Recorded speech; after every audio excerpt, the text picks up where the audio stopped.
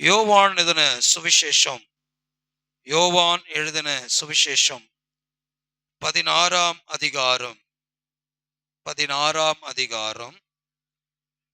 ஸ்தோத்திரம். ஆண்டவருடைய நாமம் மகிமைப்படட்டும். 16 நாம் வாசிக்கலாம்.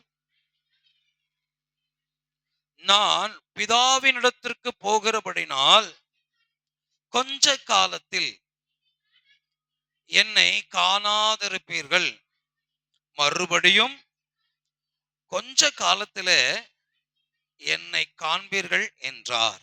நம்ம ஜெபம் பண்ணலாமா? பரிசுத்தமுள்ள பிதாவே, இந்த நல்ல வார்த்தைகளுக்காக ஸ்தோத்திரம். தேவரீர் அடியார்களோடு கூட நீர் பேசுவீராக. உம்முடைய வார்த்தை ஆண்டவரே ஸ்தோத்திரம் வாயிருந்து புறப்படுவதாக. ஆண்டவரே, நாங்கள் கடந்த நாட்கள்ல ஜெபித்து ஆண்டவரே காத்திருந்த வண்ணமாய் உம்முடைய வார்த்தையை எங்கள் மத்தியில வெளிப்படுத்துவீராக. இயேசு கிறிஸ்துவின் நாமத்தில் ஜெபிக்கிறோம் நல்ல பிதாவே, ஆமென். மீண்டும் ஒரு விஷயம் நான் வாசிக்கலாம். நான் பிதாவினிடத்திற்கு போகிறபடினால் கொஞ்ச காலத்திலே என்னை காணாதிருப்பீர்கள், மறுபடியும் கொஞ்ச காலத்திலே என்னை காண்பீர்கள். இங்க ஆண்டவர் சொல்றார் கொஞ்ச காலம். கொஞ்ச காலம்னா என்ன அர்த்தம்? நம்ம நம்ம சொல்லுவாங்கல்ல, கொஞ்ச நேரத்துல வந்துடுறேன், கொஞ்ச நேரத்துல வந்துடுறேன் அப்படின்வாங்க. அப்ப கொஞ்சம் அப்படின்னா என்ன அர்த்தம்? கொஞ்சம் அப்படின்னா என்ன அர்த்தம் சொல்லுங்க? அது ரொம்ப குறுகிய ஒரு நேரம், ஒரு குறுகிய ஒரு நேரம். நான் கேள்விப்பட்டேன், நம்ம சர்ச்சில் இருந்த ஒரு பாப்பா ஒரு இடத்துல வேலை பார்க்குறாங்க. அந்த ஓனர் என்னண்ட பேசினார். ஐயா, அவங்களுக்கு கொஞ்சம் புத்தி சொல்லுங்கய்யா அப்படின்னார். என்ன புத்தி? கரெக்டான நேரத்துக்கு வர சொல்லுங்க. சரி சொல்றேன். நான் ஃபோன் போட்டா கூட இதோ வரேன்றாங்க, ஆனா அவங்க வர நேரத்துக்கு தான் வராங்க. அல்லேலூயா. இப்ப ஆண்டவர் இங்க சொல்றாரு, கொஞ்ச காலத்துல என்ன காணாதிருப்பீங்க. ஏன் காணாதிருப்பீங்கன்னா, நான் பிதாவினிடத்திற்கு போகிறேன். 17 வாசிங்க. வாசிக்கிறவங்க மைக்ல வாசிச்சா நல்லா இருக்கும். ஸ்தோத்திரம், ஸ்தோத்திரம், நன்றி.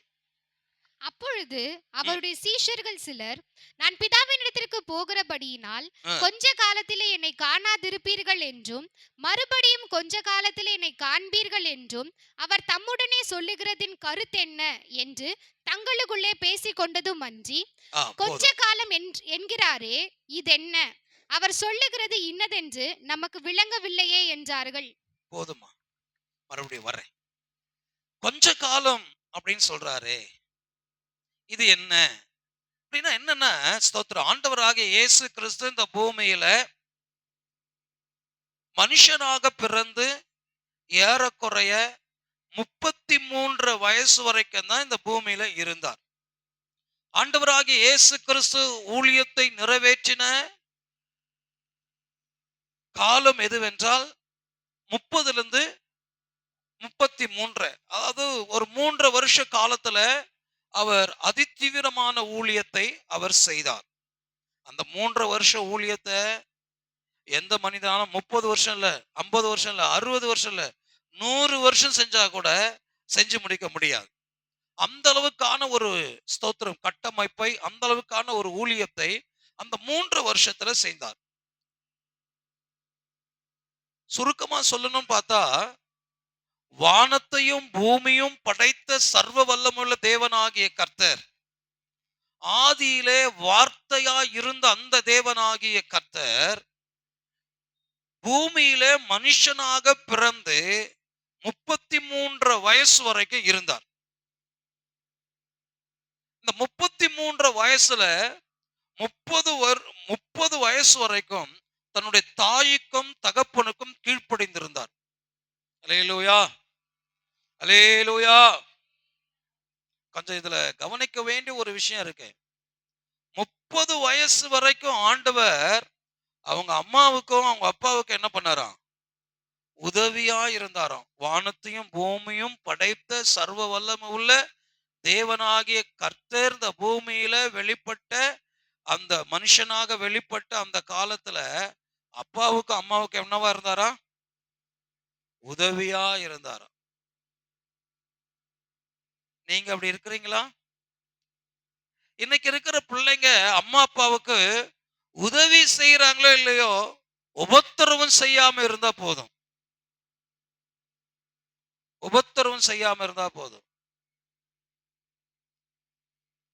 ஊருக்கெல்லாம் நல்ல பிள்ளையா இருக்கிற நம்ம வீட்டுக்கு தான்.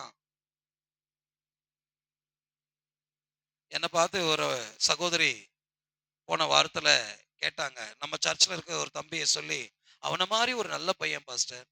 எப்படி அவனை நல்ல பையன் சொல்றீங்க? எதை வச்சு அவனை நல்ல பையன் சொல்றீங்க? போய் அவங்க அப்பாண்ட கேளுங்க.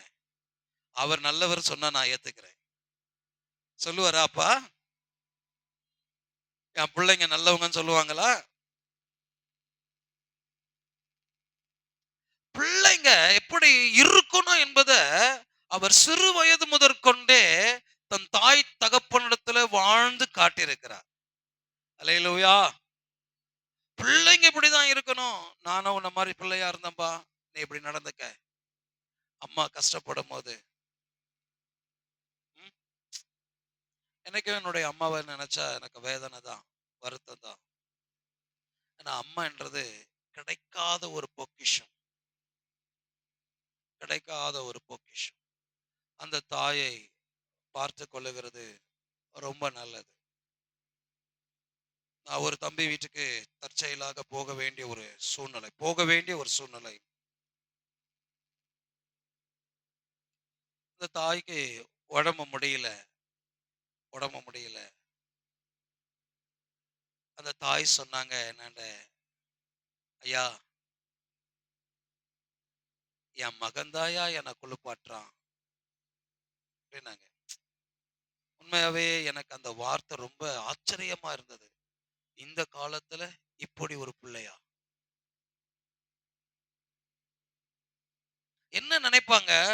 ஐயோ உன் கூட தொல்லையா இருக்குமா, இன்னைக்கு நைட்டு தலகாணிய வச்சு உன் கதையை முடிச்சிடுறேன்.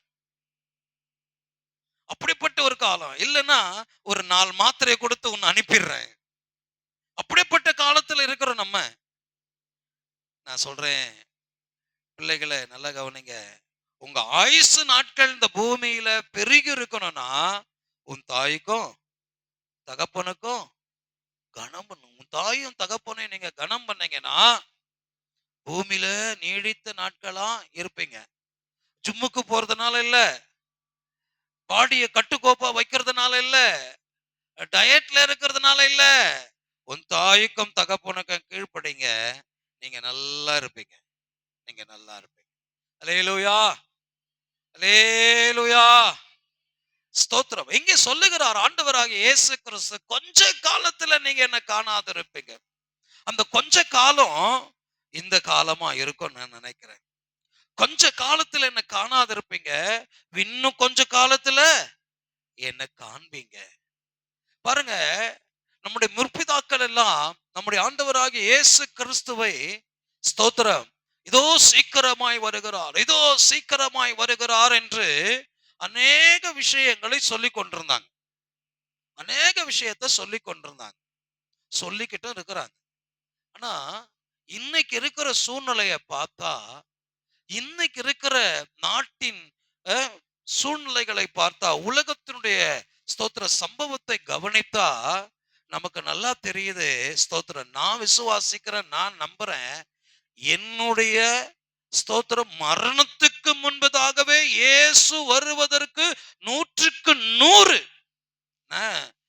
நான் இருந்தா இன்னும் எத்தனை வருஷம் இருக்க போறேன்னு எனக்கு தெரியாது. மிஞ்சி போனா ஒரு 20 வருஷம் இருக்கலாம், 30 வருஷம் இருக்கலாம், இன்னும் மிஞ்சி போனா 40 வருஷம் கூட இருக்கலாம். ஆனா இதற்கு நான் இருக்கிற சூழ்நிலையை பார்த்தா, ஸ்தோத்திரம், இயேசு சமீபத்தில் இருக்கிறதையே நம்மால் பார்க்க முடிகிறது. அல்லேலூயா, அல்லேலூயா. ஏன்னா ஆண்டவர் சொன்ன அடையாளங்கள் அத்தனையும் இன்றைக்கு நடக்கிறதை நாம் பார்க்கிறோம். கொஞ்ச காலத்தில் என்னை காண்பீர்கள் என்று சொன்னாரே, அந்த கொஞ்ச காலத்தில் என்னை காண்பீர்கள் என்று சொன்னதற்கு ஒரு சில அடையாளங்களை கர்த்தர் வச்சிருக்கிறார். எப்படி? இயேசு கிறிஸ்து இந்த பூமியில ஊழியத்தை செஞ்சு சிலுவையின் மரணங்களை அவர் ஏற்றுக்கொண்டார். நல்லா நீங்க புரிஞ்சுக்கணும். இயேசு கிறிஸ்துவை ரோம அரசாங்கம் பிடித்து சிலுவையில அறையில சிலுவையில அறையில இயேசு, ஆண்டவராகிய இயேசு கிறிஸ்து சிலுவையின் மரணத்துக்கு தன்னை ஒப்பு கொடுத்திருந்தார். அதனாலதான் இயேசுவை அவர்களால் சிலுவையில அறைய முடிந்தது. இல்லைன்னா அவரை யாரும் பிடிக்கவும் முடியாது, அடிக்கவும் முடியாது. அதற்கு அவர் தன்னை ஒப்பு கொடுத்தார். அல்லேலூயா. நிறைய பேர் சொல்லுவாங்க, உலகத்தார்கள் சொல்லுவாங்க, ஐயோ இயேசு பாவம், அவரை இப்படி அடிக்கிறாங்களே, நான் அடி வாங்க கூடாதுன்னு அவர் வாங்கிட்டாரு. நான் சாபத்தை சுமக்க கூடாதுன்னு அவர் சுமந்துட்டாரு. என்னுடைய பாவங்களை அவர் ஏற்றுக்கொண்டார். என்னுடைய சாபத்தை அவர் ஏற்றுக்கொண்டார். அதனாலதான் இன்னைக்கு நான் ஆசீர்வாதமா இருக்கிறேன். இல்லைன்னா அவ்வளவுதான், சபிக்கப்பட்டவனா இருப்பேன். சிலுவை மரத்திலே தூக்கப்பட்ட எவனும் சபிக்கப்பட்டவன் என்று எழுதப்பட்டிருக்கிறது. இயேசு அந்த சாபத்தை எனக்காக, உங்களுக்காக அதை ஏற்றுக்கொண்டார். அல்லேலூயா, அல்லேலூயா. அவர் சாதாரணமான தெய்வம் அல்ல. 2000 வருஷத்துக்கு முன்பதாய் பிறந்த தெய்வம் அல்லவர். அவர் உலக தோற்றத்துக்கு முன்பதாகவே இருக்கிற தெய்வம். அல்லேலூயா, அல்லேலூயா. அப்ப கொஞ்ச காலத்துல என்ன காணாது இருப்பீங்க, கொஞ்ச காலத்துல என்ன காண்பீங்கன்னு சொன்னாரே. அதனுடைய ரகசியம் என்னவென்றால், ஸ்தோத்திரம், ஆண்டவருடைய நாமம் மகிமைப்படுவதாக. அதனுடைய ரகசியம் என்னவென்றால், அவர் வருகையை காண்பிக்கிறது.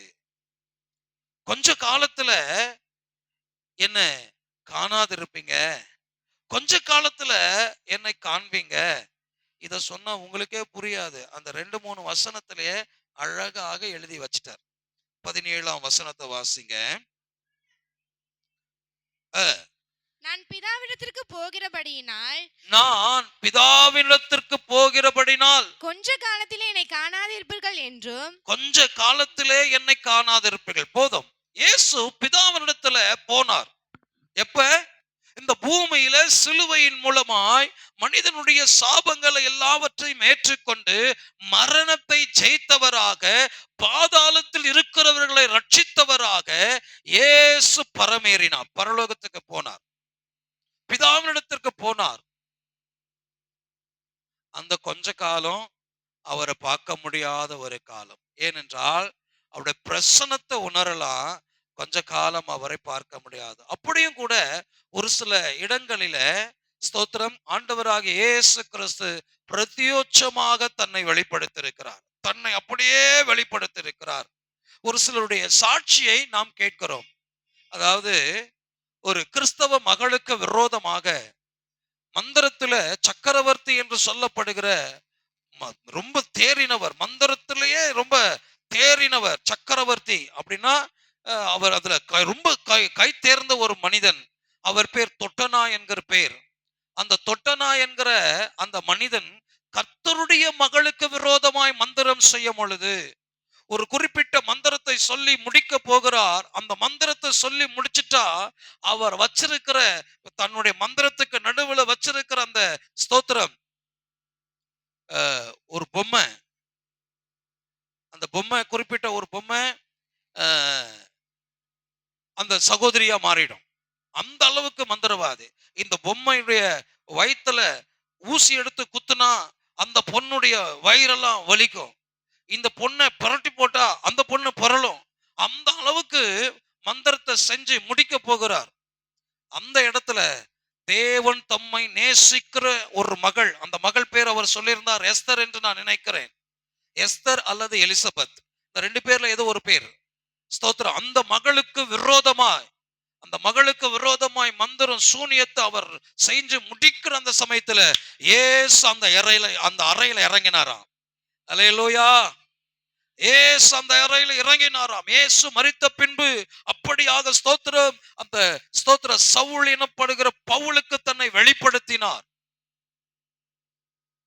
நீ துன்பப்படுத்துகிற இயேசு நானே என்று தன்னை வெளிப்படுத்தினார். அப்படி வெளிப்படுத்தின அநேக தேவனுடைய தாசர்கள் ஸ்தோத்திரம் கண்டவர்கள் உண்டு, ஒரு சிலர் உண்டு. ஆண்டவருடைய நாமம் மகிமைப்படுவதாக.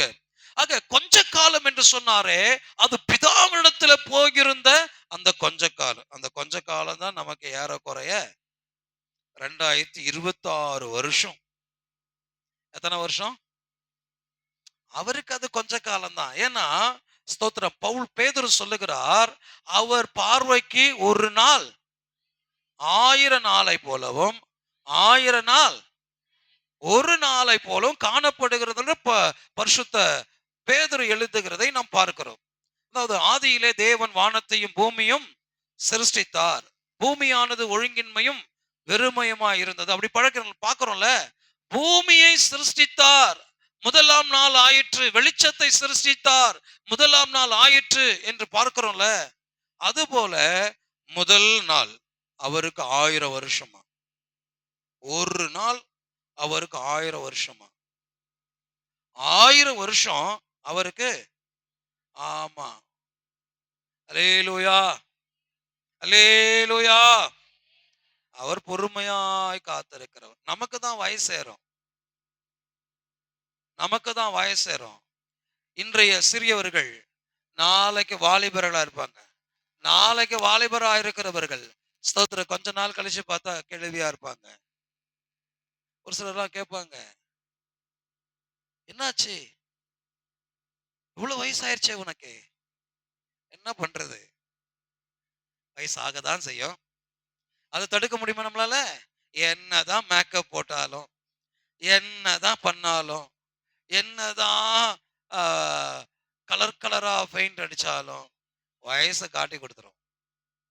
ஆனா இந்த 2026 வருஷத்துல இந்த மார்ச் மாதம் 15ஆம் தேதியில நான் உங்களுக்கு சொல்றேன், ஏசப்பாவுடைய வயசு என்னன்னா 33 வயசு தான்.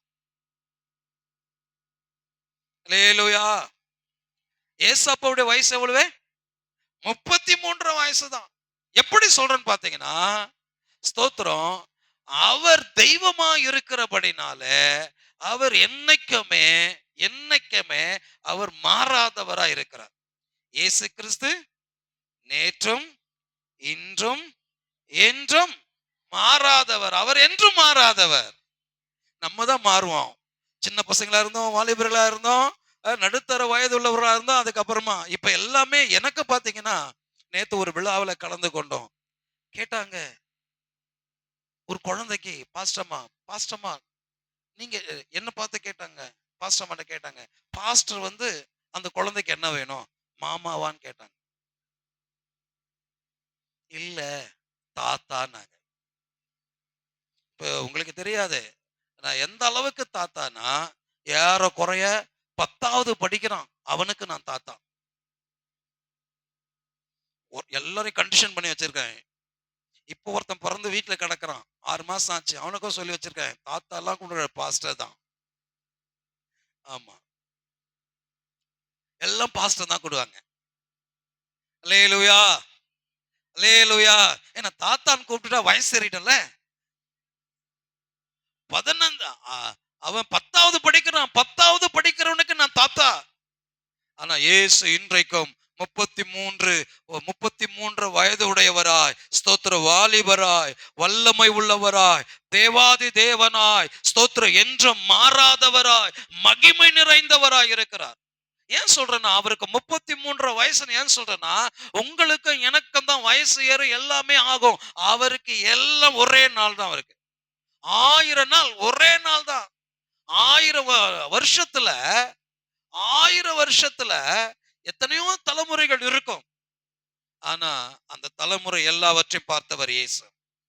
ஆதாம் ஏவாள் முதற்கொண்டு உங்களையும் என்னையும் பார்த்துட்டு இருக்கிற ஒரே ஒரு தெய்வம் உண்டனால் அது ஆண்டவராகிய இயேசு. அல்லேலூயா.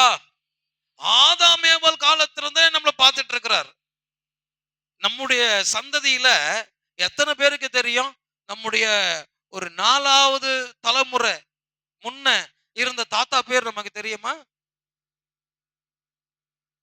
ஆனா அவர் சொத்து மட்டும் இருந்தா அனுபவிச்சுட்டு இருப்போம். இது வந்து தலைமுறை தலைமுறையா இருக்கிறதுயா. இது வந்து எங்க முப்பாட்டன் சொத்துயா. முப்பாட்டன் சொத்து. சொத்து மட்டும் அனுபவிப்போம்.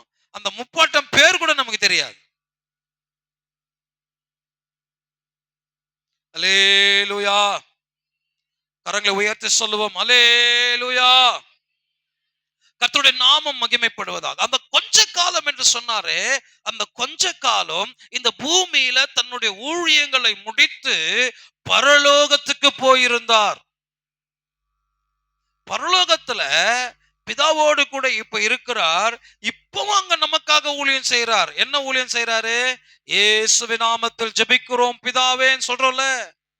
ஆண்டவரே பிதாவே, நான் சொல்லிட்டு வந்திருக்கேன், என் நாமத்தினால நீங்க எதை கேட்டாலும் செய்வேன் என்று சொல். பிதா செய்வார். அதனால என் பிள்ளை கேட்கிறாங்க, அதை செய்யுங்க. அங்க போய் இப்ப பரிந்து பேசி கொண்டிருக்கிறார் நமக்காக. நம்முடைய ஜபங்களை பிதாவை நிறைவேற்றும்படியாக இன்றைக்கு அங்கே ஒரு ஊழியத்தை அவர் செய்து கொண்டிருக்கிறார். அப்ப இயேசு யார் பாஸ்டர்? பிதா யார் பாஸ்டர்? பரிசுத்த ஆவியானவர் யார் பாஸ்டர்னா, ஸ்தோத்திரம், இந்த 3 பேருமே ஒண்ணுதான். அழகா அழகா நாம் தெரிந்து கொள்ள வேண்டாம்னா, 3ல் ஒன்றாய் ஜொலிப்பவரை முகமுகமாய் தரிசித்திட, 3ல் ஒன்றாய் ஜொலிப்பவரை முகமுகமாய் தரிசித்திட. நம்முடைய ஆண்டவர் எப்படி இருக்காரு? சின்ன ஒரு உதாரணத்தை சொல்றேன், கவனிங்க. நான் பாஸ்டர் அம்மாவுக்கு கணவர். பாஸ்டர் அம்மாவுக்கு நான் கணவர். என் பிள்ளைகளுக்கு நான் தகப்பன். உங்களுக்கு பாஸ்டர். அப்ப 3 பேரும் யாரு? உங்க பாஸ்டர் வேற, பாஸ்டர் அம்மாவுடைய கணவர் வேற, பிள்ளைகளுடைய தகப்பன் வேறவா? 3 பேரும் ஒருத்தர் தான். அழைக்கப்படும் பொழுது எப்படி அழைக்கப்படுகிறார்னா, அவர் தகப்பனாக, பாஸ்டராக, கணவராக இது உதாரணம் தான். இயேசு இதை பார்க்கிலும் மகிமையானவர். அவர் எல்லாவற்றுக்கும் எல்லாமானவர். நான் பல தடவை வெளியெல்லாம் பிரசங்கம் பண்ணும் போது இதெல்லாம் சொல்லியிருக்கிறேன், சபைக்கும் சொல்லியிருக்கிறேன். இயேசு யாருன்னா நமக்கு தெய்வம், நம்மளை மீட்டெடுத்த தெய்வம். இயேசு யாருன்னா நம்முடைய மூத்த சகோதரன், நம்முடைய சிநேகிதர், நம்முடைய ரட்சகர். இயேசு யாருன்னா நமக்கு எல்லாவற்றுக்கும் எல்லாவுமா இருக்கிறவர். எல்லாவற்றுக்கும் எல்லாவுமா இருக்கிறவர். அதனாலதான் இயேசு அப்படின்னு நம்மளால கூப்பிட முடியுது. இல்லைன்னா கூப்பிட முடியாது. அவர் நமக்கு நண்பராயிருக்கிறார். அவர் நண்பராயிருக்கிறார். அதனாலதான் உரிமையா அவரை இயேசு நம்ம கூப்பிடுறோம். அல்லேலூயா, அல்லேலூயா. ஸ்தோத்திரம். ஆண்டவருடைய நாமம் மகிமைப்படுவதாக. ஆக அந்த கொஞ்ச காலம் சொன்னார்ல, அந்த கொஞ்ச காலம் தான் இந்த காலம். அந்த காலம் முடிவடைகிற ஒரு காலத்துல நாம இருக்கிறோம். இயேசு போனேன், பிதாவினிடத்துல போயிருக்கிறேன் அப்படின்னு சொன்னார்ல. கொஞ்ச காலத்துல எனக்கு காண்பீர்கள் சொன்னார்ல. அந்த கொஞ்ச காலம் தான் இது. காணக்கூடிய ஒரு காலம். இயேசுவை காணக்கூடிய ஒரு காலத்துல நாம் வந்திருக்கிறோம். அதனாலதான் இயேசு கிறிஸ்து சொல்லி வைத்த அடையாளங்கள் எல்லாம் நடக்கிறன. என்ன அடையாளம்? மத்தேயு எழுதின சுவிசேஷம் 24ஆம் அதிகாரம் 6ஆம் வசனத்தை வாசிங்க. யுத்தங்களையும் யுத்தங்களின் செய்திகளையும் கேள்விப்படுவீர்கள். கலங்காதபடி எச்சரிக்கையாயிருங்கள். இவைகள் எல்லாம் சம்பவிக்க வேண்டியதே, ஆனாலும் முடிவு உடனே வராது. ஆண்டவர் எழுதி வச்ச இந்த காலத்தை எல்லாம் நாம் பார்க்கிறோம். இந்த பைபிள் சொல்லுது தண்ணிக்கு பஞ்சம். நான் பிறக்கும் போதே தண்ணிக்கு பஞ்சம் கிடையாதுங்க. நாங்கெல்லாம் கிணத்துல தண்ணிய பக்கெட் போட்டு அப்படியே கையிலே மொண்டு எடுப்போம். ஏன்னா தரமட்டத்தோடு இருக்கும் தண்ணி. இப்போ தண்ணி அகல பாதாளத்துக்கு போயிருக்கு. அப்பவே பைபிள்ல சொல்லப்பட்டிருந்து, தண்ணீரை விலை கொடுத்து வாங்கி குடிப்பீங்கன்னு. இன்னைக்கு தண்ணிய விலை கொடுத்து வாங்கி குடிக்கிற காலம். இந்த வசனம்லாம் நிறைவேறினா இது நிறைவேறாதா? யுத்தங்களையும் யுத்தங்களின் செய்திகள் செய்திகளையும் கேள்விப்படுவீர்கள். கேள்விப்படுவீர்கள். கலங்காதபடி கலங்காதபடி எச்சரிக்கையா இருங்கள். இவைகள் இவைகள் எல்லாம் சம்பவிக்க வேண்டியது. வேண்டியதே. ஆண்டவர் சொல்லிட்டார். அதெல்லாம் நடக்கிறது நடக்கட்டும். அதெல்லாம் நம்மளால தடுக்க முடியாது. ஆனா ஜெபிக்கணும், ஜெபிக்கணும். ஒருவேளை நம்முடைய ஜெபத்தை கேட்டு ஆண்டவர் மனஸ்தாபப்பட்டு அவர்களுக்கு என்ன பண்ணலாம்? மன்னிக்கலாம். யுத்தங்களை தடுத்து நிறுத்தலாம். அல்லேலூயா. இப்ப யுத்தங்களையும் யுத்தங்களின் செய்திகளையும் கேள்விப்படுங்க. செய்தியை மட்டும் இல்ல, அதனுடைய விளைவுகளை நாம் அனுபவிக்கிறோம். யுத்தம் நடக்குது, கேள்விப்படுறோம். ஆனா எங்கேயோ நடக்குது, எப்படியோ நடக்குது, நடந்துட்டு போட்டோம். நமக்கு என்னன்னு இருக்க முடியல. என்னன்னா, கேஸ் இல்ல, பெட்ரோல் இல்ல, தங்க விலை ஏறி போச்சு, எல்லா விலையும் ஏறுது. இப்படிதான் இலங்கையில யுத்தத்துல அவர்கள் அதிக கவனங்களை செலுத்தி பணங்களை செலவழித்தபடினால வருமானம் குறைவு, ஆனா செலவு அதிகம். இப்ப இங்க இங்க ஆட்டோ பிடிச்சி கொருக்குப்பேட்டை ரயில்வே ஸ்டேஷன் வரைக்கும் இலங்கையில போய் இறங்கினா, இலங்கையில இவ்வளவு மிஞ்சி போனா ஒரு 2 கிலோமீட்டர் 3 கிலோமீட்டர் தூரத்துக்கு போனா 1000 ரூபாய் கேட்பாங்க ஆட்டோக்கு. இப்போ நம்மளாண்ட கேட்டா நம்ம கொடுப்போமா? கொடுக்க மாட்டோம். ஏன்னா 1000 ரூபாய் சம்பாதிக்கிறது ரொம்ப கஷ்டம். 1000 ரூபாய் சம்பாதிக்கிறது ரொம்ப கஷ்டம். இலங்கையில இந்த சூழ்நிலை வந்ததுக்கு காரணம் என்னன்னா யுத்தம். பல ஆண்டுகளான யுத்தம். யுத்தத்துல பல ஸ்தோத்திர வருமானங்கள் இழந்தார்கள். இலங்கை என்பது ஒரு சாதாரண நாடல்ல. உலகத்தினுடைய வர்த்தகமே அங்க இருந்ததாக சொல்லப்படுகிறது. எல்லா நாட்டினுடைய பொருட்களும் அங்க கிடைக்கக்கூடிய ஒரு இடமாக இருந்தது. ஆனா யுத்தத்துல இலங்கை சிதைந்து போய் அங்க இருக்கிற ஜனங்களுடைய வாழ்வாதாரங்கள் ஸ்தோத்திரம் ஒன்றுமில்லாம ஆகி இன்றைக்கும் அந்த யுத்தத்தினுடைய விளைவுகளை அவர்கள் அனுபவிக்கிறார்கள். கடந்த நாட்கள்ல அந்த பகுதிகளை கடந்து போய் ஊழியங்களை செய்யும் பொழுது அந்த பகுதியில இருந்த அநேக காரியத்தை ஸ்தோத்திர கவனித்துக் கொண்டே இருந்தோம். ஒவ்வொரு வீடாக சென்று ஒவ்வொருவரையும் ஸ்தோத்திர விசாரிக்கும் பொழுது அந்த யுத்தத்தில் பாதிக்கப்படாத குடும்பங்களே கிடையாது. எல்லாம் அண்ணனை காணோம், தம்பியை காணோம், அம்மாவை காணோம், அப்பாவை காணோம். எல்லா வீட்லயும் பிரச்சனைகள், குண்டடி நிமித்தமாக ஸ்தோத்திர என்னுடைய சரீரத்துல பலவீனங்கள், பாடுகள் என்று சொல்லி புலம்புகிற அநேக குடும்பத்தை நானே சந்தித்தேன். யுத்தத்தின் நிமித்தமாக அந்த நாட்டினுடைய வளர்ச்சியே தடைப்பட்டு நின்றது. அதுபோல யுத்தம் ஒரு நாட்டுல நடக்குமானால் அந்த நாட்டினுடைய வளர்ச்சிகள் எல்லாம் தடைப்படும். இவங்க ஒரு பில்டிங்கை கட்டுவாங்க, வருஷம் கணக்கில் கட்டி இருப்பாங்க. ஆனா ஒரே குண்டு நிமிஷத்துல அதை முடிச்சிடும். ஒரு நிமிஷத்துல அதை முடிச்சிடும்.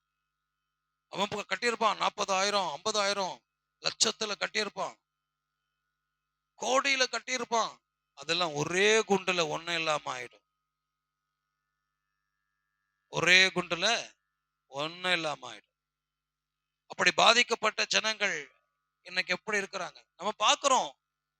அதெல்லாம் இன்னைக்கு பார்க்கிறோம், சூழ்நிலையை பார்க்கிறோம். நம்ம பிரியமானவர்களே, நாம் கவனிக்க வேண்டிய ஒரு காரியம் இருக்கிறது. கர்த்தராகிய ஆண்டவர் சொன்னபடி யுத்தங்களின் செய்திகளையும் கேள்விப்படுவீர்கள் என்று சொன்னார்.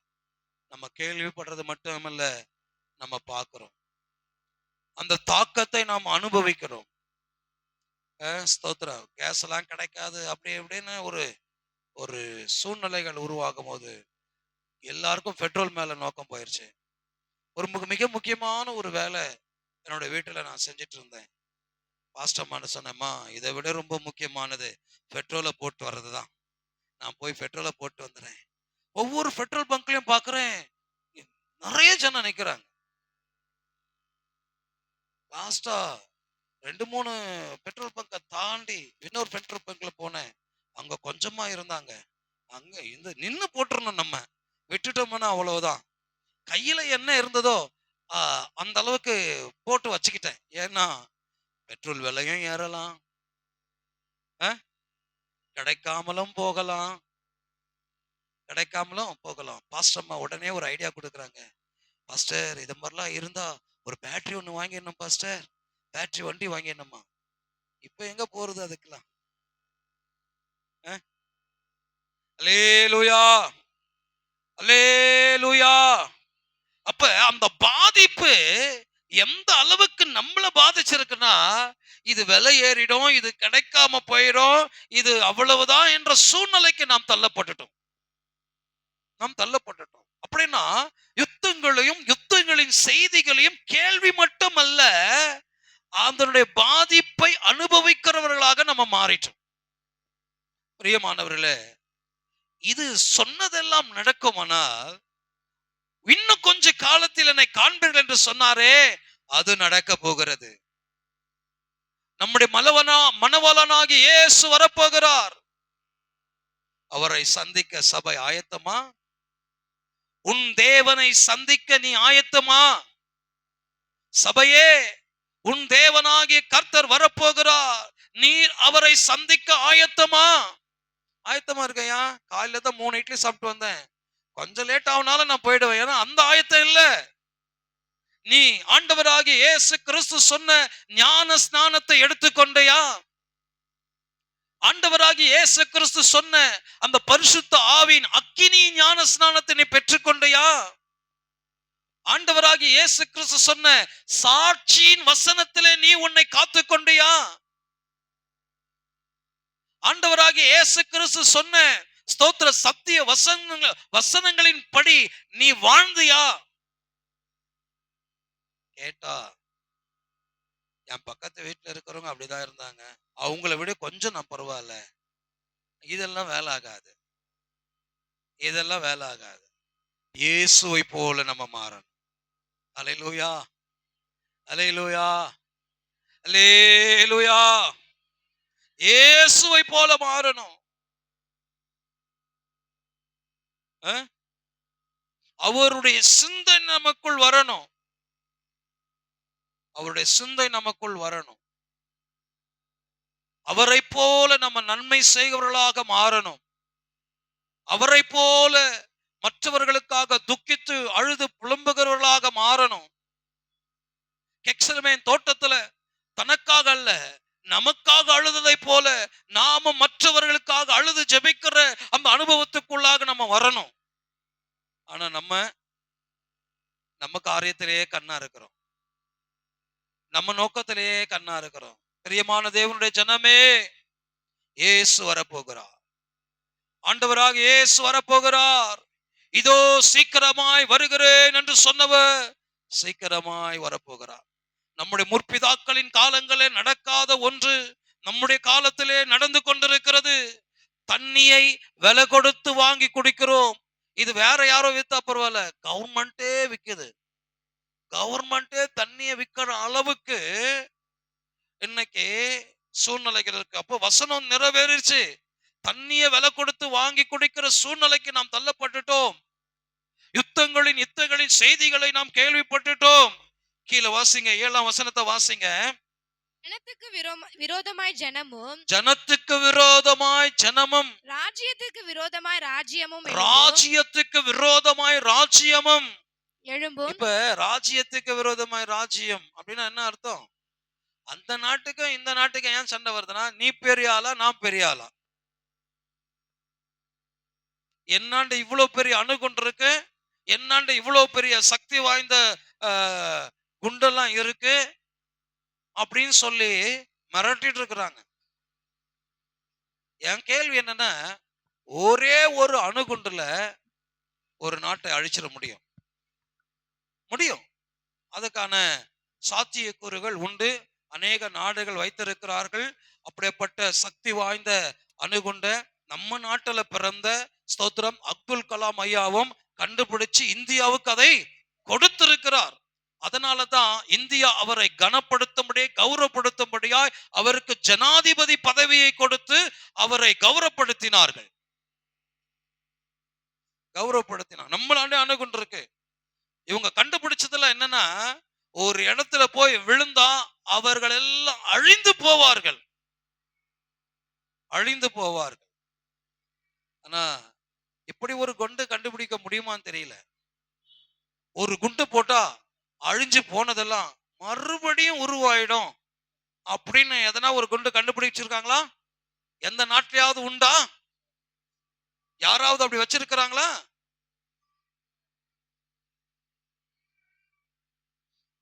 ஒரு விவசாய பூமியில ஒரு குண்டு வந்து விழுந்தா அந்த விவசாய பூமியில விவசாயம் பண்ண முடியுமா?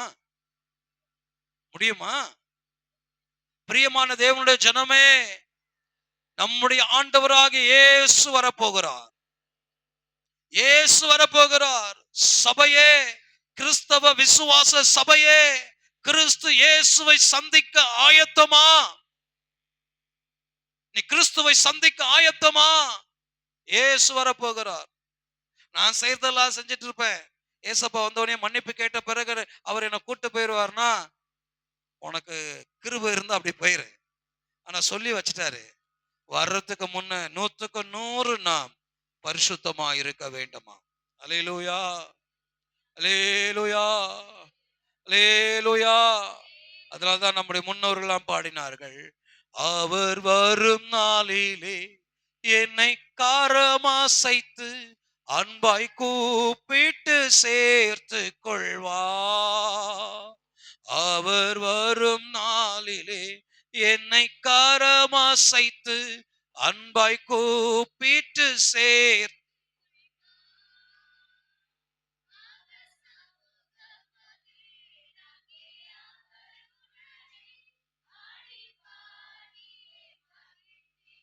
ஆமென். அவர் சமூகமதில் அங்கே அவருடனே ஆடி பாடியே மகிழ்ந்திருப்பேன்.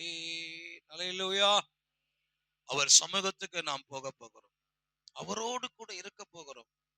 என்ன சொல்றேன்னா, இந்த பூமியில ஒரு மனுஷனுடைய ஆயுசு நாட்கள் அதிகபட்சம் 100. இப்ப ஒரு அரசியல் தலைவர் ஒருவர் மரித்தார் சமீபத்துல. அவருக்கு வயசு எவ்வளவா? 101 வயசாம். ஒரு அரசியல் தலைவர் சமீபத்துல இந்த மாசத்துல தான் மரித்தார். அவருக்கு 101 வயசு. அதிகபட்சம் 100. வசனமே சொல்லுது, மனிதனுடைய ஆயுசு நாட்கள் 70, பலத்தின் மிகுதியால் 80, அதுக்கு மிஞ்சதெல்லாம் சஞ்சலமோ வருத்தமோ இருக்கமா. ஒரு முதிர்ந்த ஒரு பாஸ்டர் பார்த்து நான் கேட்டேன், 80 வயசு தாண்டின ஒரு ஊழியக்காரர் காலையில எங்களை ஆசீர்வதித்து ஜெபிக்கும்படி வந்தார். ஒரு நாள் அதிகாலையில வந்தார். வந்து கதவை தட்டினார். அசிங்க வெக்க கேடுன்னா அவர் தான் எங்களை எழுப்பி விட்டார். வயதுல முதிர்ந்தவர் வந்து எழுப்பினார். சரி, எழும்பி அவரை கனம் பண்ணிட்டு அவரை கொண்டு போய் விடலான்னு 2 வீலர்ல அவரை உட்கார வச்சுக்கிட்டு கொண்டு போய் அவங்க வீட்டுல விட போனேன். அவங்க வீடு வந்து மூலக்கடை பகுதியில அவர் ஊழியம் செய்கிறார். சியோன் சபை அப்படின்னு சொல்லி ஊழியம் செஞ்சுட்டு இருக்கார். அவர் பேர் பால் எபினேசர் பேர். ஐயா எங்களை ஆசீர்வதித்து ஜெபிக்க ஒவ்வொரு மாதமும் வருவார். கூட்டு போய் நான் வீட்டுல விடுறதுக்காக போனா ஒரு டீ கடையில் நிறுத்தி டீ கொடுத்தார். டீ குடிக்கிறதுக்கு சொன்னோம். ஐயா சக்கரை கம்மியாவான்னு. அவருக்கு சக்கரை வந்து டபுளா போடு ட்ரிபிளா போடுன்றார். சர்க்கரைய சொன்னாரு. ஐயா சொன்னாரு, எனக்கு உப்பு இல்லப்பா, சக்கரை இல்லப்பா, புளிப்பும் இல்லப்பா அப்படின்னார். அப்படின்னா எனக்கு ஒன்றும் பிரச்சனை இல்லை அப்படின்றாரு. ஐயா நீங்கெல்லாம் 100 வயசு வரை இருக்கணும் ஐயா. எதுக்கு? நான் கஷ்டப்படணும், நீ நல்லா இருக்கணுமா? அவர் கொஞ்சம் விளையாட்டாவும் பேசுவார், விளையாட்டாவும் பேசுவார். அவனுடைய நாமம் மகிமைப்படுவதாக. அல்லேலூயா. இப்ப கவனிங்க, ஸ்தோத்திரம். என்னதான் நம்ம சரீரங்களை கட்டுக்கோப்பா வச்சு என்னதான் நல்லா பண்ணாலும் சரி, யார் எப்போ போவோம் தெரியாது. ஆனா உயிரோடு இருந்தா இயேசு நம்மை சந்திக்க வரப்போகிறார். மேகங்களோடு கூட, தூதர்களோடு கூட அவர் வரப்போகிறார். சொல்லப்படுது, குத்தின கண்கள் யாவும் அவரை காணும். எல்லாரும் அவரை பார்க்க போறாங்க. எப்படி பார்க்க போறாங்கன்னா, 2000 வருஷத்துக்கு முன்பதாக சிலுவையை சுமந்த அந்த இயேசுவை பார்க்க போகிறார்கள். மகிமை நிறைந்த, ஸ்தோத்திர வல்லமை நிறைந்த, ஸ்தோத்திரம் ஆண்டவராகிய இயேசுவை ஜனங்கள் பார்க்க போகிறார்கள். நீங்க எத்தனை பேர் ஆண்டவரை பார்த்து அவரோடு போக ஆயத்தமா இருக்கிறோம்? இல்ல எத்தனை பேருக்கு ஆசை இருக்கு? எத்தனை பேருக்கு ஆண்டவரோடு கூட போக ஆசை இருக்கு? இந்த சைடுல ஆசையே இல்லையா? எத்தனை பேருக்கு ஆசை இருக்கு? ஆசை இருக்கிறவங்களா கை தூக்குங்க. சரி, நல்லது, சந்தோஷம். இப்ப சாதாரணமா இல்ல, 2 வீலர்ல பறந்தா அது வேலைக்கு ஆகாது. ஏரோப்ளைன்ல பறக்கணும். என்னமா பண்ணோம்? ஏரோப்ளைன்ல பறக்கணும். அப்படியேப்பட்டதான் பறந்து போக போறோம். நம்ம எல்லாம் நமக்கு ரெக்கெல்லாம் முளைக்க போறது இல்ல, ஆனா பறக்க போறோம். அவரோடு கூட அவர் வருவார். மேக மத்திய ஆகாயத்துல வந்து நிற்பார். நம்ம எல்லாம் போக போறோம். அப்படி போகும் பொழுது நமக்கு தேவையான ஒன்று தகுதிகள் வேணும். ஒரு சில தகுதிகள் வேணும். சபையே கேட்டுக்கொள். ஒரு ஏரோப்ளைன்ல போறதுக்கே ஒரு சில தகுதி வேணும். ஃபர்ஸ்ட் என்ன வேணும்? பாஸ்போர்ட் வேணும். இந்த பாஸ்போர்ட் இருந்தாதான் ஏரோப்ளைன்ல போறதுக்கு நீங்க தகுதியானவன்னு அர்த்தம். இந்த பாஸ்போர்ட் தான் என்னது? ஞான ஸ்நானம். இந்த பாஸ்போர்ட் தான் என்னது? ஞான ஸ்நானம். இந்த ஞான ஸ்நானம் எடுக்காமலே நான் போயிடுவேன்னா நானே சொல்றேன், நீ போவே முடியாது. ஏன்னா பைபிள் அப்படி சொல்லப்பட்டிருக்கு. ஒருவன் ஜலத்தினாலும் ஆவியினாலும் பிறவாவிட்டால் தேவனுடைய ராஜ்யத்தில் பிரவேசிக்க மாட்டான் என்று மெய்யாகவே இயேசு கிறிஸ்து சொன்னதை நானும் சொல்லுகிறேன். நீங்க போகவே முடியாது ஞான ஸ்நானம் எடுக்காதவங்க. சரி, ஞான ஸ்நானம் எடுத்துட்டேன். பிளைட்ல போகணும். அடுத்தது என்ன வேணும்? டிக்கெட் வேணும். என்ன வேணும்? டிக்கெட் வேணும். அந்த டிக்கெட்டை சாதாரணமா எடுக்க முடியாது. வெளிநாட்டுல ஒருத்தர் என்ன பண்ணணும், நமக்கு ரெக்கமெண்டேஷன் லெட்டர் தரணும். அந்த லெட்டரை வச்சுக்கிட்டு தான் விசா வாங்க முடியும். விசாவை வச்சுக்கிட்டு தான் நம்ம என்ன பண்ண முடியும்? அப்ப பரலோகத்தின் தேவன் நமக்கு என்ன பண்ணணும்? விசா கொடுத்திருக்கிறார். அதுதான் ஆவியின் அபிஷேகம். ஞான ஸ்நானம் பெற்ற நீங்கள் அபிஷேகத்தை பெற்றிருக்கணும். பறந்து போகணும் சொன்னா நீங்க ஆயத்தமா இருக்கணும். இதெல்லாம் இல்லாம நான் போயிடுவேன் பாஸ்டர், ஏரோப்ளைன்ல பறக்கிறதுக்கே இவ்வளவு வழிமுறைகள் இருக்குமானா நம்ம சும்மா பறக்க போறோமே, பரலோகத்துக்கு பறக்க போறோமே, நமக்கு எவ்வளவு இருக்கும்? இன்ஜின், நமக்கு இன்ஜின்லாம் கிடையாது, பெட்ரோலும் கிடையாது, டீசலும் கிடையாது. ஆனா நம்ம பறக்க போகிறோம். அல்லேலூயா, அல்லேலூயா. அதனால நினைக்கும் போது சந்தோஷமா இருக்கு. அதனால நினைக்கும் போது அது இன்னைக்கு நடந்துராதா அப்படின்ற ஒரு மகிழ்ச்சி இருக்கு. காரணம் என்ன? அது நம்முடைய விசேஷித்த நாடு, அது நாம் வாஞ்சிக்கிற நாடு, அது நாம் எதிர்பார்த்திருக்கிற நாடு. ஸ்தோத்திரம். நாம் இந்தியாவில் பிறந்திருக்கிறபடினால் நாம் இந்தியாவை நேசிக்கிறோம். நம் இந்தியாவுக்குரிய எல்லாவற்றையும் வளர்ச்சி பாதைக்கு போக வேண்டிய எல்லாவற்றிலும் நம் அரசாங்கத்தோடு நம்ம துணை நிற்கிறோம். அதே சமயம் ஆண்டவராகிய இயேசு கிறிஸ்து சொல்லியிருந்தார், பரலோகம் தான் நமக்கு சொந்த நாடு என்று. அந்த பரலோக நாட்டுக்கு நாம் போக வேண்டும் என்று சொன்னால் அவருடைய ஸ்தோத்திரம் கிருபைகளை பெற்றுக் கொண்டவர்களாக, அதற்குரிய ஆயத்தம் உடையவர்களாக நாம் போக வேண்டும். அல்லேலூயா. ஞானஸ்நானம் எடுக்காம பரலோகத்துக்கு போவேன்னா அதுல அதற்கு எந்த வாய்ப்பையும் எந்த வழியையும் இதுல சொல்லப்படல. ஒரே ஒரு கல்லனுக்கு கொடுக்கப்பட்டது. அது அந்த அந்த கல்லனோட முடிஞ்சிருச்சு. அது இந்த கல்லனுக்கு கொடுப்பாரா தெரியாது.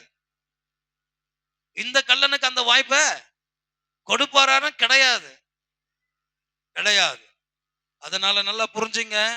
ஸ்தோத்திரம். வசனம் சொல்லுது, ஞான ஸ்நானத்தை எடுத்தாதான் பரலோகம், பரிசுத்த ஆவியை பெற்றாதான் பரலோகம்.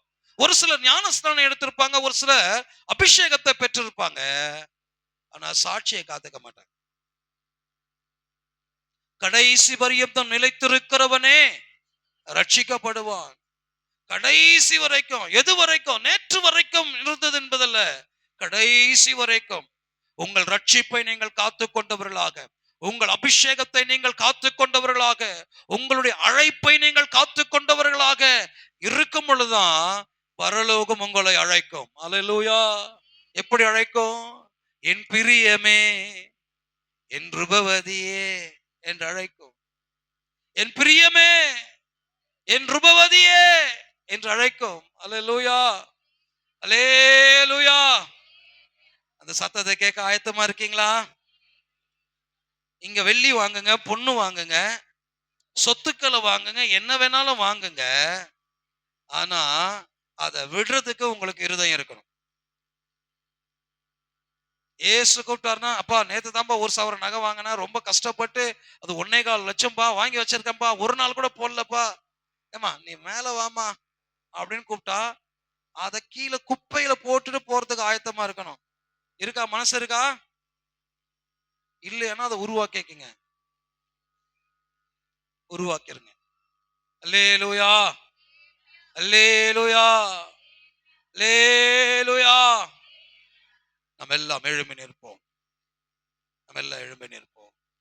நம்முடைய தேவனாகிய கர்த்தர் சொல்லியிருக்கிறார், அவர் சொன்ன எல்லா அடையாளங்களும் நடந்து கொண்டிருக்கிறது. கொஞ்ச காலத்திலே என்னை காண்பீர்கள், கொஞ்ச காலத்திலே என்னை காணாதிருப்பீர்கள் என்று சொன்னார். கொஞ்ச காலத்துல நாம் பார்க்க வேண்டிய ஒரு காலத்துல வந்து நிற்கிறோம்.